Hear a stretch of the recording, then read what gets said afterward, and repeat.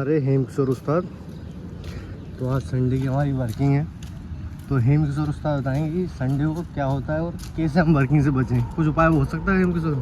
उपाय यही है कि जब ब्यूरो साहब बुलाए तो ऐसे कट मार के निकलो, कोई कान से सुना ही नहीं दे रहा है, बस कट मारो और सीधा निकलो, पीछे वालों को देखना ही नहीं है पलट कर।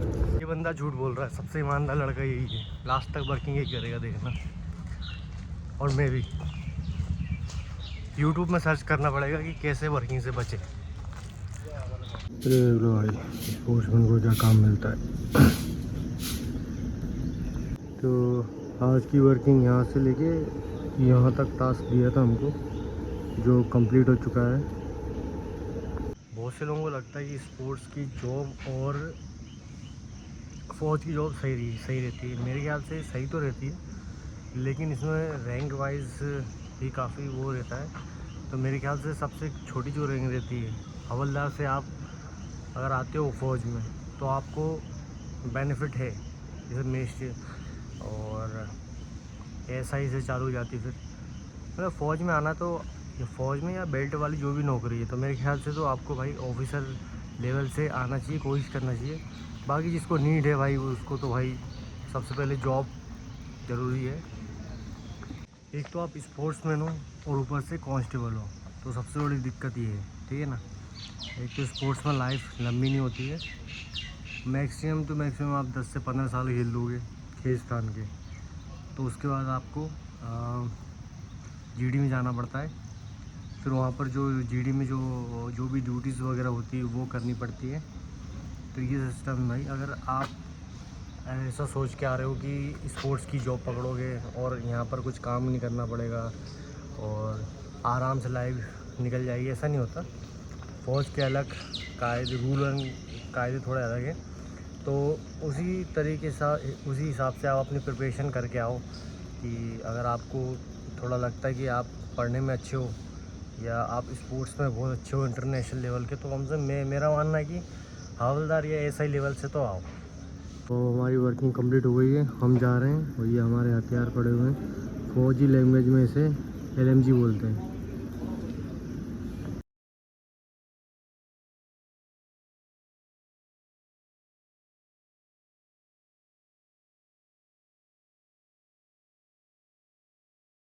पीते जाएंगे, टाइम पास भी हो जाएगा और साथ में हेल्दी भी हो जाएगा।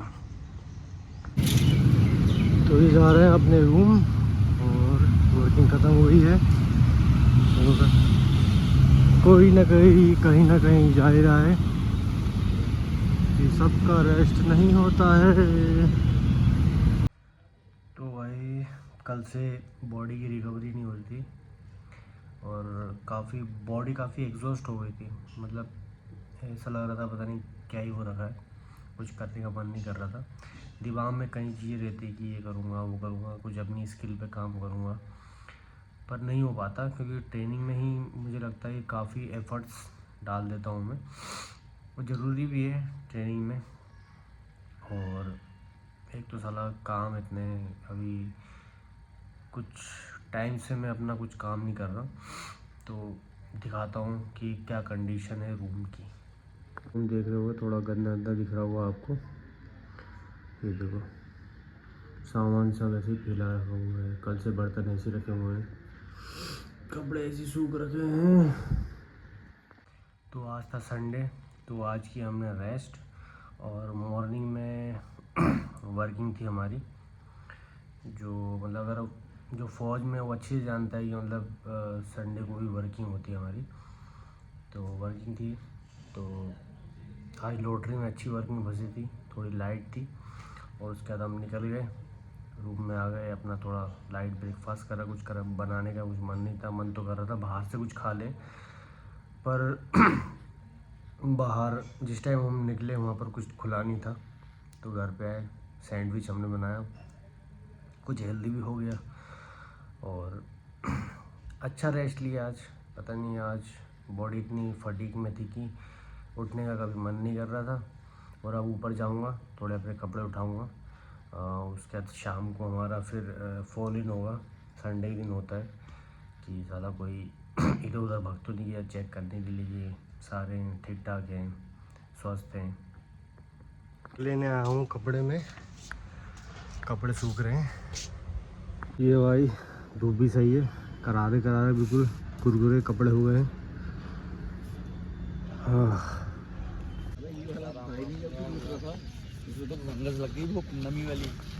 तो भाई नमस्कार। तो आज है मंडे, संडे का ब्लॉग नहीं डाल पाए थे, वो एक साथ डाल दिया है।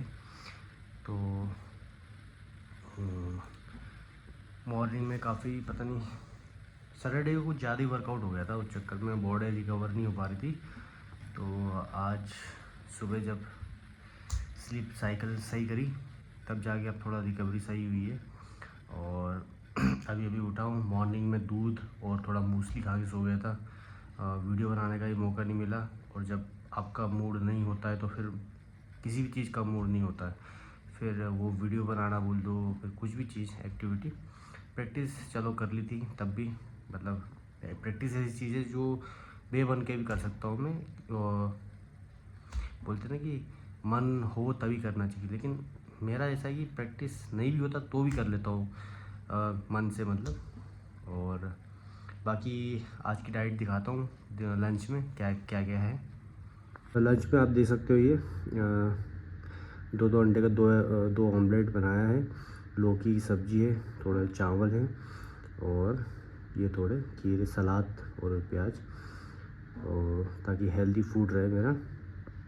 इवनिंग की ट्रेनिंग में वही पार्टनर ट्रेनिंग होगी, तो उसके लिए तो तैयार हैं। बाकी मिलते हैं इवनिंग ट्रेनिंग में। तो भाई कोच साहब की फरमाइश से आज गेम खेलना है। बच्चे पूरे उत्साहित हैं गेम खेलने के लिए। प्रैक्टिस कौन करता है यार। तो दोस्तों अभी बज रहे रात के 9:30 बज रहे, और आज का ब्लॉग यहीं ख़त्म करते हैं। और वैसे तो खाने में अभी मैं दाल और ऑमलेट बनाएंगे और कुछ सैलेड, और आज का वर्कआउट भी कंप्लीट हो गया। आज इवनिंग में थोड़ा गेम था, तो गेम की जगह हमने जिम में जाके कुछ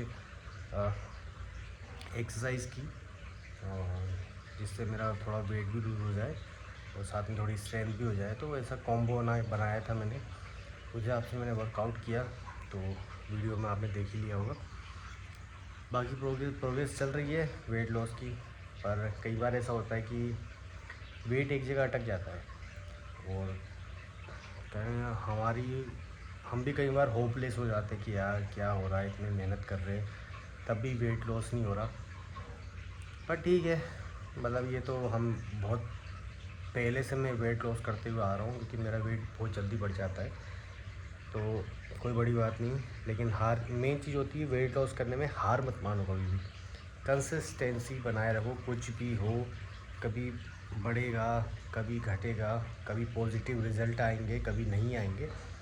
और इस बीच मेरा ये एक्सपीरियंस रहा है कि अगर हफ्ते के 7 दिन है, या फिर ये महीने मान लो कि महीने के 30 दिन में आप हमेशा पॉजिटिव नहीं रह सकते हो। वीक में एक बार या मंथ में 1-2 बार, 2-3 दिन ऐसा रहेगा कि आप बहुत नेगेटिव जाओगे। कई बार आपको लगेगा कि यार बहुत हो गया यार, अब इससे अच्छा तो साला आराम से जियो, सब सही तो कट रही है, फालतू में वेट लॉस क्यों करना, फिटनेस क्यों करना। पर वो जो टाइम एक बार बीत गया, उसका जो आपके जो पॉजिटिव थॉट्स आएंगे, जब आपका नेगेटिव दिमाग चले उस टाइम कोई भी डिसीजन मत लो, थोड़ा सा टाइम दो। यहाँ तक कि मैं बोलता हूँ कई बार पॉजिटिव थॉट्स भी आ रहे हैं ना, उसको भी टाइम दो, क्योंकि कई बार इंसान इतना पॉजिटिव हो जाता है कि उसके लिए एक नेगेटिव चीज़ बन जाती है। थोड़ा सा टाइम, भले ही नेगेटिव हो या पॉजिटिव हो, उसको टाइम दो थोड़ा, कम से कम मेरे ख्याल से 3 से 4 दिन तो देना चाहिए, या फिर 1 से 2 दिन, ताकि उस टाइम में आपको समझ में आ जाए कि ये डिसीज़न क्या मेरा सही है या गलत है। तो ये चीज़ बोलना चाह रहा हूँ मैं। और बाकी जर्नी चल रही है, और इम्प्रूवमेंट धीरे धीरे नज़र भी आ रही है। पर वो ये कि जब एक बार आप वेट लॉस करते हो, तो उस बीच में जब आपका वेट आ जाता है, तो आपको एक्सपेक्टेशन ये रहती है कि अगर मेरा वेट 81 kg आ गया है तो 79 भी जल्दी आ जाएगा। वो चीज़ नहीं होती है वो जल्दी। एक जगह पे वेट अटकेगा, उसको तोड़ने में जो मेहनत लगती है ना, हालत ख़राब हो जाती है। तो दोस्तों इसी तरह हमारे साथ बने रहिए और हमारी वीडियो को लाइक, कमेंट, शेयर और फॉलो कीजिए और हमारी जर्नी को एंजॉय कीजिए।